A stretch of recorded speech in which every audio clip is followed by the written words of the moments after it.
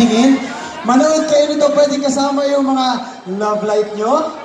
O hindi man yung family nyo or friends nyo. So panoorin yan. Huwag kang titingin. Mapapanood nyo yan ngayong April 15 on cinemas. Kasi parang mapapa yung energy mo talaga. Parang hindi kayo masaya.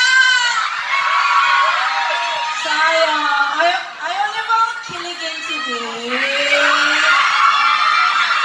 Pero gusto niyo bang kiligin? Gusto niyo ba? What?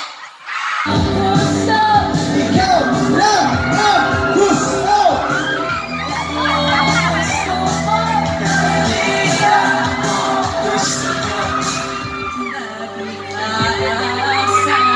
Sabay pala kami doon.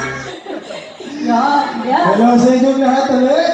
Magandang hapon sa inyong lahat!